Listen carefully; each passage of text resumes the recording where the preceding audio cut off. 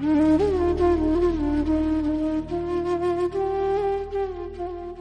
गुरु जी और आप सबको मेरा सादर प्रणाम। क्योंकि आप सब लोग जो बैठे हैं, आपका हृदय यानी कि आपकी सोल जो है वो एक मिरर की तरह है और उसमें गुरु बैठा हुआ है। केवल उसको रियलाइज करने की यानी कि उसको फील करने की, उसको अपने अंदर अनुभव करने की जरूरत है। यही गुरु जी कहा करते थे। गुरु जी कहा करते थे कि किथे जान दी लोड़ ही नहीं है, रब तो तुहाडे अंदर बैठा है। तो रब कब अंदर बैठेगा आपके? रब के लिए देखिए यहां पर रब बैठा हुआ है। क्यों बैठा हुआ है? क्योंकि जगह साफ सुथरी है। तो गुरु जी कहते थे तुहाडे अंदर बैठा है। किवें बैठूगा? जदों ये तुहाडा अंदर वाला काम यानी कि सोल साफ सुथरी होगी। तो एक तो ये गुरु जी कहा करते थे। दूसरा, जैसा कि अभी आप लोगों ने वो सुना होगा जो रिकॉर्डेड वर्जन था, तो उसमें जो एक चीज मैं कहना चाहता हूं आपको, जो गुरु जी अक्सर कहा करते थे, भांडा साफ करो, भांडा साफ करो। यानी कि कोई लोटा लेके आता था तो गुरुजी कहते थे साफ करो इन्नू। भांडे का मतलब क्या है? वही चीज, दोबारा वही चीज आ जाती है कि अपना अंदर साफ होना चाहिए। अगर भांडा साफ नहीं होगा तो गंदे बर्तन में अगर आप दूध लोगे तो वो दूध फट जाएगा, वो दूध फिर दूध नहीं रहेगा। इसलिए जब भांडा साफ होगा, गुरु अंदर बैठेगा, अमृत अंदर बरसेगा, आपका कल्याण होगा। गुरुजी अक्सर मेरे को बोलते थे अनाउंस कर, जाके अनाउंस कर, मोबाइल गड्डी तो छट के आओ। क्योंकि होता क्या था, जब मोबाइल बजता था और गुरुजी अपने सिंहासन पर बैठ के वो सब संगत जो बैठी हुई होती थी उनकी तरफ उनका टोटल कंसंट्रेशन होता था, यानी कि अपनी ब्लेसिंग्स बिखेर रहे होते थे। तो क्या होगा, अगर आप कहीं मोबाइल में बात कर रहे हो और 3-4 आदमी और भी बात कर रहे हो तो आपको ठीक सुनाई नहीं देगा, क्योंकि आपके रिसीवर में इंटरफेरेंस हो रही है। तो गुरु की ब्लेसिंग्स आपके अंदर नहीं जाएंगी। और अभी यही चीज वो जो एक दिखाया गया था यहां पे गाइडलाइंस कि कैसा कंडक्ट होना चाहिए, तो गुरुजी कहा करते थे संगत नु के मोबाइल छट के आवांगे गड्डी ते।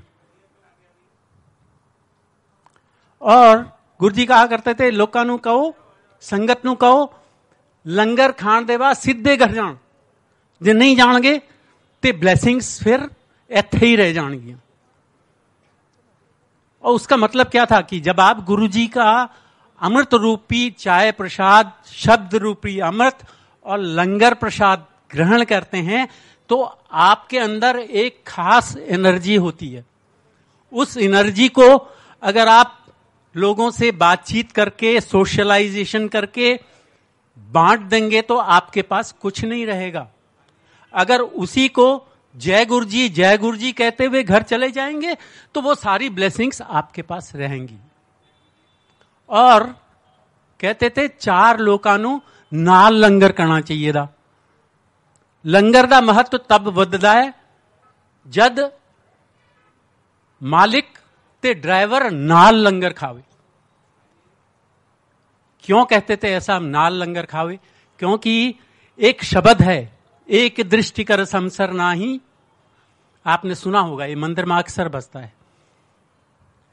तो गुरु जी का उद्देश्य क्या था कि सब एक लेवल पे हैं, राजा या रंग, वो सबको एक ही लेवल पर लाना चाहते थे। तो ये गुरुजी की कुछ बातें जो अक्सर क्योंकि मुझे एक ऐसा अनुभव हुआ जो शायद मैं बहुत किस्मत वाला था कि मुझे गुरुजी ने तकरीबन 24 घंटे में 20 घंटे अपने इर्द गिर्द ही रखा। और इस तरह से मुझे बहुत सिखलाया या सीख दी या नसीहत दी। ये मेरे किन कर्मों का फल था ये तो गुरुजी ही जाने, मैं नहीं जान सकता इसके बारे में, पर मुझे ये सौभाग्य जरूर प्राप्त हुआ। तो जालंधर में जब कभी गुरुजी को बाहर लेके जाता था अपनी गाड़ी में, तो मेरी गाड़ी को उस टाइम पे मेरे पास फिएट थी, गुरुजी उसको घें कहा करते थे, जोशी की घें आ गई। तो गुरुजी जब लेके गए तो गुरुजी ने एक ही बार बोला मेरे को, एक गुरु ਨੂੰ ਮੰਨਣਾ ਹੁੰਦਾ है ਤੇ एक ਮੰਗਣਾ ਹੁੰਦਾ है। जे ਮੰਗੋਗੇ तो मिल जूगा, जे ਮੰਨੋਗੇ तो ਮੰਗਣ ਦੀ ਲੋੜ ही नहीं। फिर गुरु आप जो आपके लिए ठीक है वो आप दिए चले जाएगा, केवल आपने सरेंडर करना है। सरेंडर करने का मतलब है जो कुछ भी नियम अभी बताए गए हैं उनका पूर्ण रूप से अनुसरण, यानी कि उसको फुल्ली फॉलो करें। जो कुछ भी कहा गया है, चाय प्रसाद पूरा ग्रहण करना है, लंगर पूरा ग्रहण करना है, मोबाइल गाड़ी में छोड़ के आना है या उसको स्विच ऑफ करना है। तो इस तरह से, और सेवादार ने जो बतलाया, जिस तरह से बतलाया वैसे गाड़ी खड़ी करनी है। ये सब कुछ बातें अभी बतलाई गई। जो भी बातें बतलाई गई उनका अनुसरण, वही गुरुजी के लिए आपकी श्रद्धा है। वरना आप आएंगे, भांडा खाली लेके आएंगे, भांडा खाली जाएगा। अगर इन सब चीज का अनुसरण करेंगे तो भांडा खाली होगा, भांडा भर के लेके जाएंगे। तो मैं केवल, क्योंकि मैं इन चीजों की मुझे बड़ा अच्छा लगा वो सुन के, और उसमें वही बातें जो हैं, जो अभी दिखाया गया, अभी जो कुछ बतलाया गया, वही बातें गुरुजी हमेशा कहा करते थे। और गुरुजी कहा करते थे, ए शब्द जड़े ने ट्यूशन हैंगे रे। ट्यूशन का मतलब क्या होता है? बच्चा जब पढ़ने जाता है तो मास्टर उसे बतलाता है तूने किन चीजों जाता है, तो मास्टर उसे बतलाता है तूने किन चीजों पे ध्यान देना है, 2 into 2 4 में कौन सी गलती हो सकती है। तो वही चीज शब्द सिखलाते हैं और कुछ नहीं सिखलाते शब्द, बशर्ते आप शब्द को सुनो और एक संगत में आके एक शब्द की एक लाइन अपने ऊपर चरितार्थ कर लो तो कल्याण हो गया। फिर गुरुजी की ब्लेसिंग आप अपने भांडे में भर के लेके गए। यही गुरुजी, और गुरुजी इसको बड़े अनअज्यूमिंग वे में कहते थे। अनअज्यूमिंग वे का मतलब क्या है? बड़े साधारण तरीके से, मजाक मजाक में कह जाएंगे। पर महापुरुषों के वचन जो ऐसे होते हैं, महापुरुष के मुंह से कुछ भी निकल गया। अगर महापुरुष ने कह दिया कि 12 ज्योतिर्लिंग की ताकत मैंने इस मंदिर पर रखी है, तो कुछ लोग ये समझने लगते हैं कभी कभी कि अरे यार क्या बात कर रहे हैं। महापुरुष के मुंह से वचन निकल गया, इसका मतलब 12 ज्योतिर्लिंग की शक्ति वहां पे है। इस मंदिर के साये से भी जो गुजर गया उसका कल्याण। और कभी कभी जब गुरुजी अपने भौतिक रूप में थे, कुछ लोग लेट आते थे, तो गुरुजी कहा करते थे, अब मैं महापुरुष के वचन की वो बतला रहा हूं, क्या इंपॉर्टेंस है और क्या मीनिंग था उसका। वेले हो गए, आओ फिर लंगर करो। महापुरुष ने कह दिया वेले हो गए, आओ तो लंगर करो। इसका मतलब क्या है? आपने जब सब दुनियादारी का काम कर लिया, उसके बाद आपको याद आई गुरु की, चलो गुरु के हो आते हैं, उत्थे चाह भी मिलनी ते लंगर भी मिलना, लंगर छक के आ जाओगे वापस। फिर क्या मिला? वो शब्द रूपी अमृत तो आप मिस कर गए ना, नहीं मिला वो अमृत। चाय प्रसाद 9 बजे बंद हो गया तो वो चाय प्रसाद नहीं मिला। फिर तो आपने खाना खाया, लंगर भी नहीं खाया। तो टाइम की ये अहमियत है, समय की अहमियत है, इसको जानना बहुत बहुत जरूरी है। और आशा है आप सब लोग इसको फॉलो करेंगे। अब मैं केवल एक इंस्टेंस सुनाऊंगा क्योंकि समय की कमी है। शर्मा जी मेरे बगल में खड़े हैं, इसका मतलब समय हो गया है।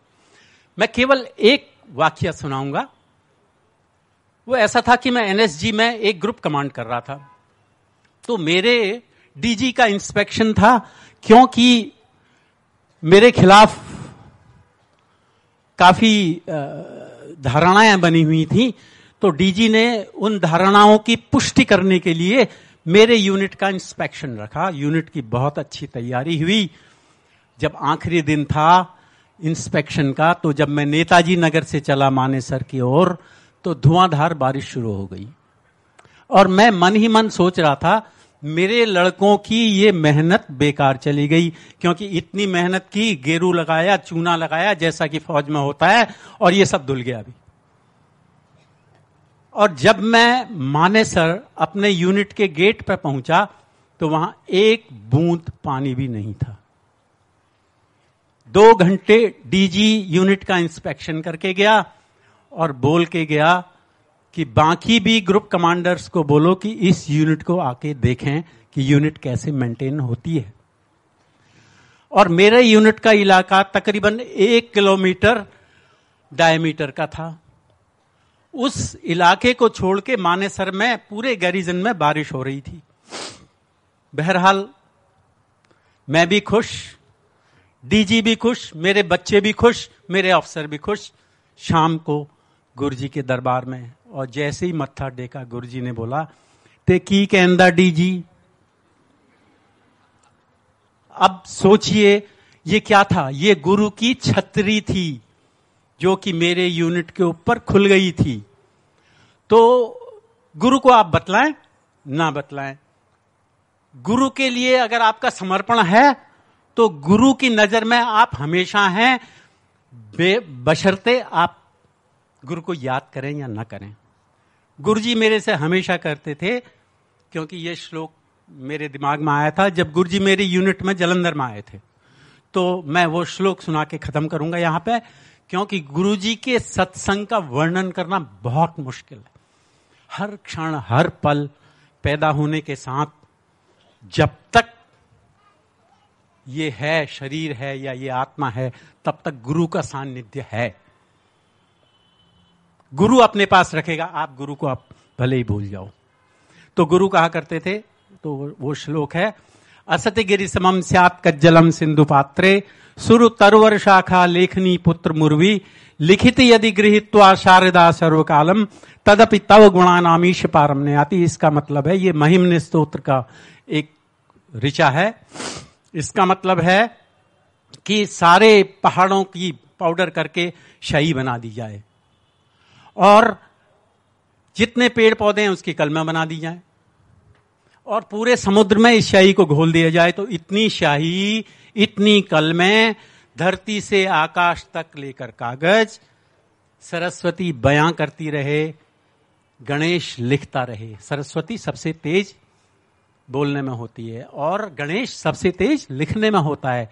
सरस्वती बयां करती रहे, गणेश लिखता रहे, हे प्रभु कलमें खत्म हो जाएंगी, शाही खत्म हो जाएगी, कागज खत्म हो जाएगा, पर तेरे गुणों का वर्णन खत्म नहीं हो सकता। जय गुरु जी, जय गुरु।